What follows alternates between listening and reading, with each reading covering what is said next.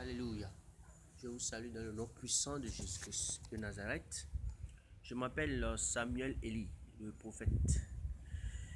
Oui, avant toute chose, nous devons commencer par louer le Père Tout-Puissant, le Créateur de toutes choses. Celui qui a fait le ciel, la terre et celui qui a fait toi et puis moi. Alléluia. Praise the living God. Oh non. Au nom du Seigneur Jésus-Christ, nous invitons l'Esprit Saint. Nous invitons l'Esprit Saint. Nous invitons le Seigneur Jésus-Christ. Nous invitons la parole de Dieu. Nous invitons la présence de Dieu, l'omniprésence de Dieu, l'omnipotence de Dieu, l'omniscience de Dieu à nous enseigner à travers ses anges et ses archanges pour que nous soyons forts, nous soyons connectés à la lumière de Dieu, au royaume des cieux par le pouvoir des cieux du Seigneur Jésus-Christ. Que le sang précieux te couvre partout où tu es en train de me suivre. Que le sang précieux te justifie, te purifie, t'élève et coupe. Que le sang précieux Jésus-Christ coule dans tes veines, dans ton corps, dans ton âme et te restaure. Que le sang précieux de Jésus-Christ agisse dans ta vie pour te donner de l'élévation, pour empêcher la malédiction de venir sur toi au nom puissant de Jésus-Christ. Toi qui m'écoutes, nous sommes pratiquement arrivés à la fin de l'année et je voudrais apporter ma pierre au nom puissant de Jésus-Christ. Que la volonté de Dieu soit faite. Amen. Partage cette prière autour de toi. Fais tout pour que tout le monde soit abonné, pour que beaucoup de tes amis soient abonnés, parce que je vais dire des choses que le monde, qui va étonner beaucoup le monde. Je vais révéler les secrets qui vont faire que tu vas te prendre en charge. Toi qui me vois, toi qui me suis, tu vas te prendre en charge devant Dieu et devant les hommes. Tu te prendras en charge spirituellement comme physiquement. Je suis là pour t'informer sur la façon dont tu dois adorer le Seigneur Jésus-Christ en vérité et en esprit. Oui. Tu dois l'adorer en vérité et en esprit. Comment on adore le Seigneur en vérité et en esprit? Je suis là pour te l'enseigner. Oui, toi qui m'écoutes, je suis là pour t'enseigner cela, uniquement pour te montrer la voie du royaume des cieux. Le Seigneur Jésus a parlé du royaume des cieux. Il n'a pas parlé d'église. Il n'a pas parlé d'assemblée. Il a parlé du royaume des cieux. Oui, mon frère, ma soeur, toi qui m'écoutes, mon papa, mon ami, écoute-moi très bien. Le royaume des cieux, c'est en vous. Vous êtes l'église. La vraie église, ce n'est pas l'église qui est construite par la main d'homme. Vous êtes l'église. Et vous avez besoin de purifier. C'est pour ça que 1 Corinthiens 6, verset 19 dit: ne savez-vous pas que vous êtes le temple de l'Esprit de Dieu?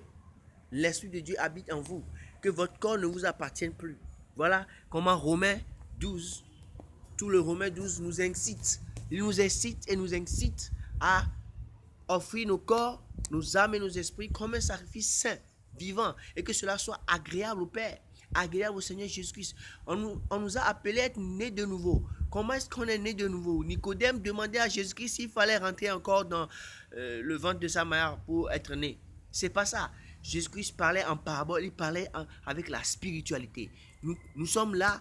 Quand nous recevons Jésus-Christ en nous, c'est pour devenir spirituel. C'est pour l'adorer. Quand on adore Dieu, comment on adore Dieu en esprit, en vérité? C'est en l'adorant en esprit et en vérité, c'est devenir spirituel. Devenir spirituel, c'est sentir, ressentir avec son âme, avec son esprit tout ce qui se passe, tout ce que tu vois. C'est ne pas être limité à la dimension physique, mais de dépasser la dimension physique pour aller à la dimension spirituelle. Est-ce que tu m'entends? Est-ce que tu me comprends? Ce n'est pas aller à l'église seulement. Ce n'est pas être la parole seulement. Nous sommes appelés à être la parole de Dieu parce que nous avons cru en la parole qui s'est faite chair et qui a pour nom un Seigneur Jésus-Christ de Nazareth qui dépasse tout au monde et que tout genou fléchisse à ce nom. Donc toi qui as reçu ce Seigneur Jésus-Christ, son autorité, son honneur, son pouvoir, sa présence fait de toi aussi un être primordial, un être véritable, un maître spirituel, un être qui est doté de talent, d'intelligence, de sagesse, de lumière.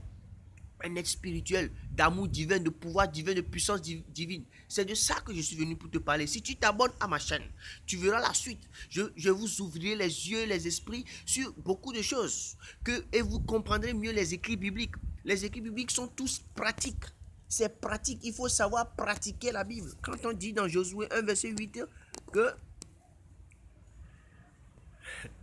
que ce livre de la loi ne s'éloigne point de ta bouche, médite le jour et nuit, afin que sur toutes tes voitures rencontrent le succès, ce n'est pas du cadeau, ce n'est pas de la main à boire. Toute ta vie, le changement que tu dois être dans tes pensées.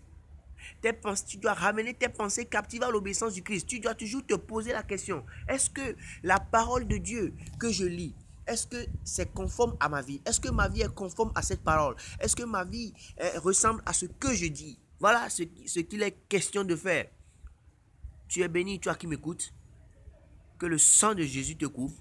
On est vers la fin de l'année, il faut purifier ton corps, ton âme et ton esprit par l'eau, par le sel et par... je reviendrai dans un autre vocal, dans une autre vidéo pour vous expliquer de fond en comble comment est-ce qu'on se purifie et comment est-ce qu'on met en pratique la parole. Tu es béni au nom puissant de Jésus-Christ. Amen. Tu as écouté la voix de ton prophète Samuel Eli. Merci.